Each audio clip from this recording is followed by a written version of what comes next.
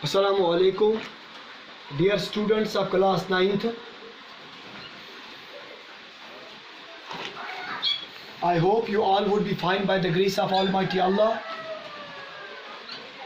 I am Muhammad Iqbal, teacher at Boys High School, Mazhar. Today our topic is Beauty, the poem, written by John Edward Masefield, part first. Before proceeding towards the poem, I must tell you about the poet. प्यारे बच्चों,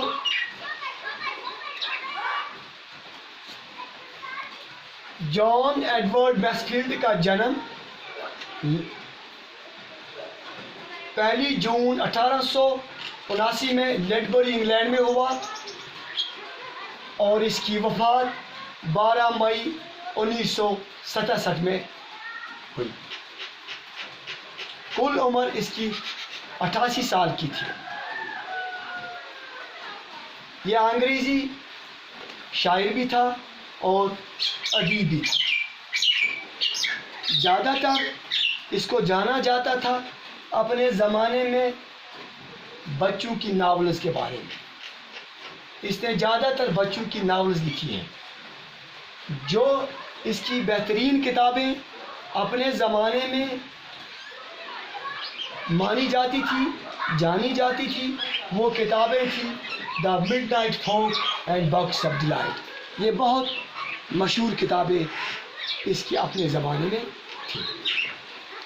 बेटा, ये शायर के हवाले से चंद बातें थी, जानकारी थी। अब हम सीधा पोइम पे जाएंगे। पोइम जो है बेटा, पोइम का नाम है ब्यूटी। ये ब्यूटी जॉन एडवर्ड मैसफील्ड ने लिखी है।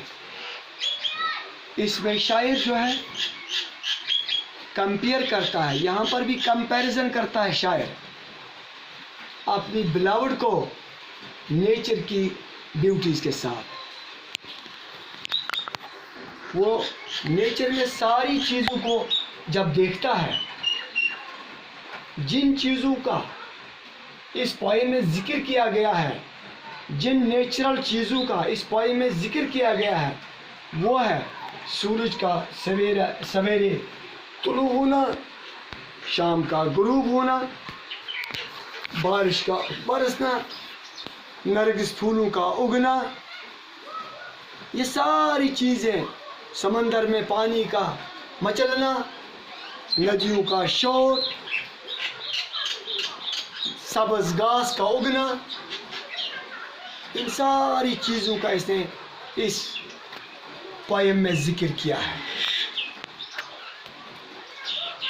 जब वो बेटा इन चीज़ों को कंपेयर करता है, कंपैरिजन करता है अपनी बिलावड के साथ, अपनी महबूबा के साथ, लेकिन वो इस कायनात में अपनी महबूबा को सबसे बेहतरीन, सबसे खूबसूरत पाता, जैसे कि उसने यहाँ पे जिक्र किया है इस पोएम में। जब सवेरे सूरज तुलू होता है, वो पहाड़ों पे भी छा जाता है, उसकी रोशनी पहाड़ों पे भी छा जाती है, मैदानों पे भी छा जाती है। जब अप्रैल के महीने में नरगिस का फूल खिलता है, इसी अप्रैल के महीने में जब इन मैदानों में, पहाड़ों पे हरी घास उगती है, जब इस अप्रैल के महीने में बारिश बरसती है, तो इनको इस किस खूबसूरती के साथ बयान किया है कि खूबसूरत घास का उगना, खूबसूरत नरगिस फूल का खिलना, बारिश का बरसना, जब वो आवाज़ देता है, छम छम की आवाज़, इन सारी चीज़ों को जब वो मवाजना करता है, तो वो यहाँ देखता है, फिर अपनी बिलावड के साथ इन चीज़ों को जोड़ता है, इन चीज़ों का मवाजना करता है।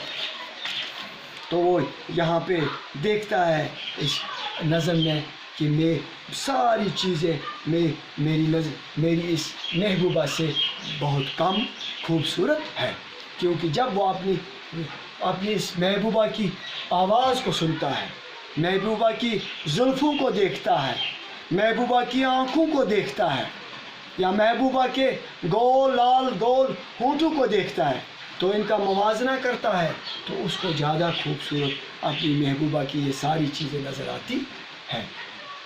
لاسٹلی جب وہ کمپیئر کرتا ہے ان نیچرل بیوٹیز کو،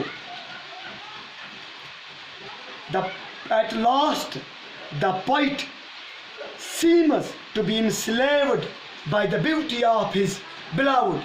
He compares his beloved to all the beauties of nature, but finds his beloved the most beautiful.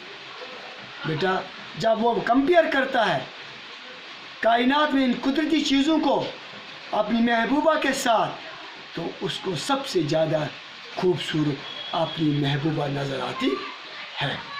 پیارے بچوں، یہ پوائم کے بارے میں پارٹ سیکنڈ میں جب ہم جائیں گے تو انشاءاللہ اس میں اس کی آپ کو سمری بھی لکھواؤں گا۔ آئی ہوپ، مجھے امید ہے کہ آپ کو یہ سمجھ آیا ہوگا۔